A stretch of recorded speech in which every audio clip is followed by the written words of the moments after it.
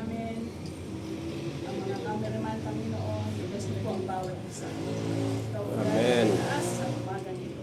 In Jesus' name, amen. Amen. So magandang umaga po sa ating lahat. Welcome po sa paunang araw ng kampanya po ng ating pagbato na si Congressman Renato. Okay, so ngayon po, kaya po tayo magkakasama kasi magbibigay po ng paunang pakayag tungkol sa intensyon niya na maging kongresista si Congressman Renato. Pero bago po natin marinig yung kanyang mensahe, magkakaroon lang po tayo ng konting press briefing kasi ang pag-uusapan po natin ngayon ay ano ba yung mga magiging plataforma niya. So, actually po, nung tinatalakay ni Congrad yung kanyang gustong maging mga plataforma, na-envision niya na hatiin sa dalawang bahagi yung kanyang proyekto. Isang short term at saka isang long term. Kasi dahil nga po dadalawang taon lang yung malalaan kung sakaling palarin siya, maririnig po natin ngayon yung mga programa at proyekto niya. So para bigyan ko lang po kayo ng konting summary, para po doon sa mga short-term program niya or yung mga paunang mga programa at proyekto po na kailangan ng agarang solusyon. Kasama po dyan yung pagpapalakas ng social services, lalong-lalo na po sa panahon ng sakuna para agaran pong maibigay yung tulong pinansyal, yung pong pagkain, tsaka po maayos sa tutuluyan kung kailangan po ng evacuation. Pangalawa po, yung pagbibigay ng mga benepisyo sa iba't ibang sektor po ng mabilisan at sapat. Pangatlo po is yung pagsasaayos at pagpapalawak ng mga kalsada para po iwas sa trapiko. Pang-apat po yung paglikha ng modernong disaster risk reduction plan na angkop po sa bawat barangay. Kasi kung makikita po natin, bawat po syudad, bawat probinsya, merong disaster risk reduction plan, pero pangkalahatan. Ngayon ang gusto sana ni Congrad, yung bagay sa bawat barangay dahil magkakaiba naman po yung geographic location niya. Next po, yun nga, gustong maglunsad ni Congrad ng mobile health clinics para po sa bawat barangay. Siyempre, isusulong din niya yung waste segregation at saka po yung livelihood skills para po sa mga nais magtayo ng negosyo. Para naman po dun sa long term, ayun, yung pagpapatayo po ng bagong ospital na may mataas na bed capacity. Pangalawa po is pagbubukas ng universidad po ng Antipolo kasi gusto ni Congrad na hindi na aalis yung mga college students natin, hindi na sila lalayo sa Antipolo. Ayan, sunod po, syempre yung dagdag sahod sa mga guro, isusulong po niya yan, susuportahan niya lahat ng bills na na-file para po maisulong yan. Pero habang iniintay po natin na mag-materialize yan, ang gusto ni Congrad ay magbigay ng monthly allowance po para matugunan man lang yung mga pangangailangan. Kasi alam po natin ang mga guro, minsan di ba humuhugot din sila sa sariling bulsa para doon sa chok allowance. So yan ang envision po ni Sir Red. Tapos gusto niya syempre socialized housing para po yung mga kababayan natin na nagsusumikap, gustong magkaroon ng sariling tahanan, may maayos at disenteng tahanan. At higit po sa lahat, yung gusto niya yung reforestation po ng lahat po ng mga kagubatan na nasira. Kasi ang Antipolo po ayon sa pag-aaral ni Sir Red ay prone po sa landslide. So yun po yung mga gusto niyang maiwasan. Ngayon, kung mapapansin po ninyo, kumpara po sa ibang kandidato, yung kanya pong mga plataforma ay medyo maikli kasi gusto niya na ma-maximize according lang dun sa pakadalawang taon lang siya mabigyan ng pagkakataon na mamuno. So, para realistic na, no? So, bago po natin marinig si Sir Red, kilalanin po muna natin yung mga kaibigan natin ngayon, no? Mula po sa preso. Unahin ko po muna mula sa Ronda Balita, si Sir Joel Kabaktulan. Hello po, ayan, papakan po natin. Mula naman po sa Daw Server, si Sir Jimmy Mahusay. Ayan. Mula naman po sa Tonight Police File, si Sir Edwin Moreno po. Ayan. Ayan. Mula naman po sa isang kaibigan po nating vlogger, si Sir June Dagangon. Ayan. Hello po, Sir. Maraming salamat po. Ayan, mula po sa Ronda Balita, si Ma'am Cecilia Argilies. At saka po si Ma'am Marites Escoto po. Ayan, hello po, welcome po. Ayan, mula isang vlogger pa rin po na kaibigan natin, si Sir Warren Castellanes. Tama po ba? Ayan. Mula naman po sa, pasensya na po, hindi ko po mabasa. Si Sir Jemski na lang po. Jemski. Ayun, Sir Jemski. Hello po, welcome po. Ayan. So, tapos yung mga kaibigan pa po nating vlogger, si Sir Edwin Bolus, dito po, si Sir Alvin Manansala, ayan, si Sir Herbert Salomo, si Sir Leo Puno, at saka po si Sir Benji Canaga. Siyempre kasama din po natin si Ma'am Lynn Casiroman, si Ma'am Roslyn Gabrielo, si Sir po ba ma'am? Sorry po, si Frank Gulyami po. Frank Gulyami, ayan po. Ito po. Kuling. Ayan po, sorry po. Rank na lang. Gulati pa. Gulati. Si Sir Benjamin Benavido Jr., si Sir Jasper Justo pala, ayan, si Sir Lordy Nebres at si Sir Alex Dumay, ayan. So, welcome po, ariin po ninyong tahanan itong HQ ni Sir ni Kong Red, ayan. So, ngayon pa magpo-proceed na tayo sa question and answer, no? So, gusto po ni Sir Red, maging malaya po yung talakayan. Wala po siyang hindi sasagutin, no? Pero bago po natin tanungin or ilagay sa hand, Walang marap na camera. ang pogi mo siya. Oo. Pakinggan po muna natin ang opisyal po na paunang pahayag ng intensyong maglingkod ng ating pambato para sa 2nd District ng Antipolo, Congressman Red Llaga. Yes. Salamat po. Sa salitang English, thank you. At sa salitang Bisaya, talagang salamat. Salamat. Ilocano. Yaman kami. Yaman kami. At ating lahat, magandang umaga po. Marami pong salamat at kayo ay naparito at pinaunlakan niyo po ang oras na ito para sa ating press con at pagpapahayag po ng ating advokasya. Na pinasasalamatan po ang bawat isa. Lahat ng in-acknowledge ni Kuya JP sa umagang ito na narito lang ngayon lahat. Maraming pong salamat. Palakpakan natin. Unang-una, ako ay nagpapasalamat sa Panginoong May Kapal. Dahil sa Kanya, ang lahat ng ito ay naging posible. Palakpakan natin. Sa ating mga kapatid na Muslim, salamat kay Allah. Sa ating mga iba't ibang reliyon, maraming salamat sa ating Diyos na buhay. Ano po, at narito tayo ngayon. So, ako po ay magbabahagi ng ating advokasya bilang kandidato kongresista ng 2nd Distrito ng Antipolo. Sa ating mga kaibigan mula sa iba't ibang media organization at digital platform, magandang umaga po sa inyo lahat. At higit sa lahat, ang ating pangunahing dahilan kung bakit natin ginagawa ang lahat ng ito. Ang ating mga pinakamamahal na kapwa, Antipoleños, lalo na sa aking mga kababayan sa 2nd Distrito ng Antipolo. Mabuhay, magandang umaga po mga kababayan ko, Antipoleños. Sa araw na ito, sa harap ng inyong lahat, ay ihahayag ko ang aking intensyon. Ang pagbabago na napakatagal ng hinihintay ng ating distrito. Buong pagpakumbaba ko po, inaalay ang aking sarili upang pangunahan ang pagbabago na matagal nang hinihintay ng ating distrito. Hindi ko po may pangangako sa inyong lahat, langit at lupa, dahil kung sakaling palarin na tayo, humigit kumulang 2 taon lamang po muna ang ating iseserbisyo, mapapaglingkuran at makakapaglilingkod.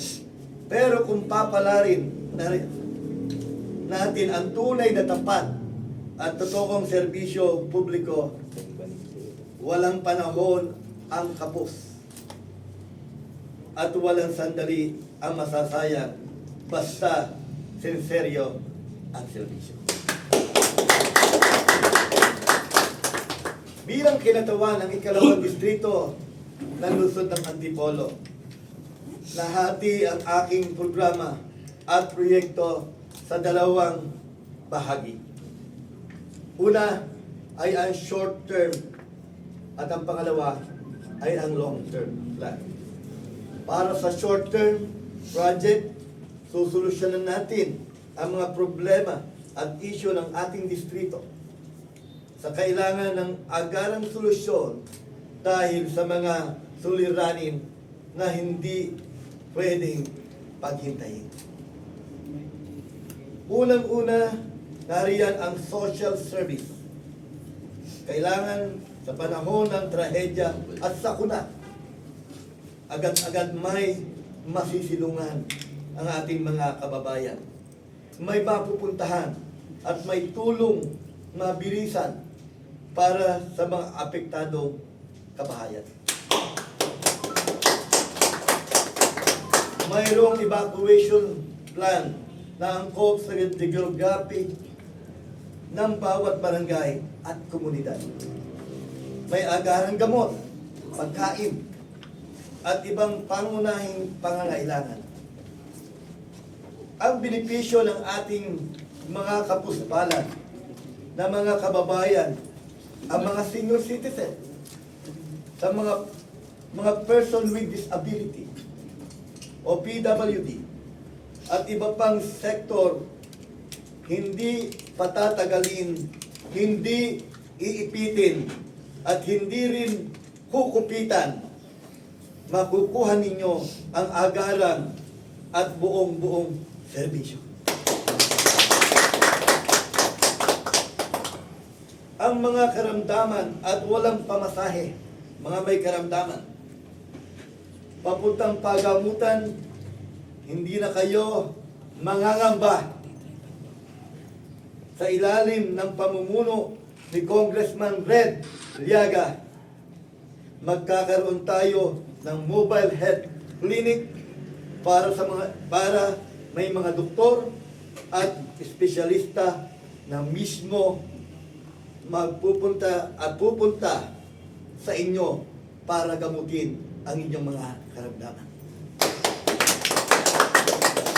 Para sa mga nagsusumikap maghanap buhay, para ito sa mga ating mga manggagawa, gagawin natin ang lahat upang magkaroon kayo ng maayos na tahanan na matatag ninyong inyo, na matatawag yung inyo, at magsisilbing bunga ng lahat ng inyong pinaghihirapan. Sa larangan ng edukasyon, may team tayong makikipagtulungan sa Department of Education at sa iba pang education expert upang makabuo tayo ng komprehensibang invention program para matulungan ang mga learner at hirap magbasa at magsulat kahit nakaabot na sila ng high grade level. Higit sa lahat, malinaw po ang stand ni Kong Red Liaga. Kapag tayo ay nahalal sa Kongreso, nasusuportahan natin ang pagripaso sa mass promotion ng mga mag-aaral na sanhi ng learning gap na magpapababa ng kalidad ng edukasyon sa kasalukuyan. Susuportahan din natin ang pagsusulong ng dagdag na sahod para sa mga guro sa pampublikong eskwelahan. Nice. Ang pagkakaloob ng scholarship sa mga magnanais magmasteral, magdoctorate na mga teacher sa publikong paaralan, susuportahan din natin. Para naman sa long-term program, napakalaga po nito, ang long-term program. Kailangan nating unahin ang pagpapasaayos ng mga infrastruktura. Ang mga baku-bakong kalsada, at mga lugar na dapat ay sementuhin na. Pero hanggang ngayon ay nakararanas pa rin ng flash flood at landslide tuwing bagyuhan, kakulangan ng malawak at maayos na mga alternatibong daan. Sobra ang trapiko sa ating naranasan. Sobra po ang traffic na ating nararanasan dito sa lungsod ng Antipolo. Realidad po yan. Isusulong din natin ang pagpapagawa ng karagdagang ospital na may mataas na bed capacity. Ito po yung DOH Modern Public Hospital. Isusulong po natin na ipagawa yan dahil ito po ay pangangailangan ng ating lungsod.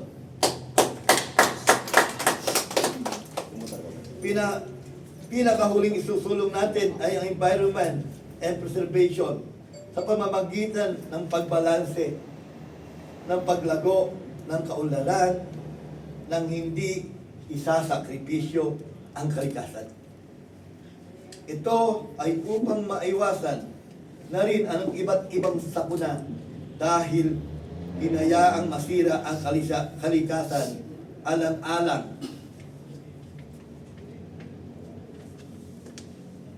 sa progresibo. Sa ilalim po ni Red Llaga, hindi iyan mangyayari.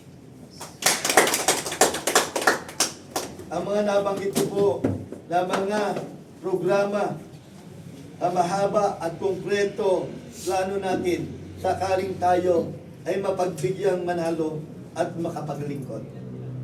Gusto ko pong magpakatotoo sa mga Distrito 2. Hindi po ito lahat ng ito'y magagawa natin sa loob ng 2 taon. Pero sa abot po ng aking makakaya, gagawin natin lahat at matupad ang lahat. Kaya natin tuparin sa lahat ng ito. Kasama na rin natin dito ang pagpapagawa, isusulong natin ang pagpapagawa ng Universidad ng Antipolo. Ito ang isa sa mga long-term plan ni Red Llaga sa 2nd distrito ng Kongreso sa Antipolo. Ang mga kabataan na siyang nagsisilbing pag-asa ng ating bayan, sila mismo ay ating tutulungan. Sila mismo ay bibigyan natin ng pinakatiyak na programa para sila ay magkaroon ng bawat kinabukasan. Ang kabataan ang magsisilbing tiyak na kinabukasan ng ating pamahalaan. Hindi natin papabayaan ang ating mga kabataan. Yan ang dahilan kung bakit ako tumakbo bilang kongresista ng 2nd distrito ng Antipolo.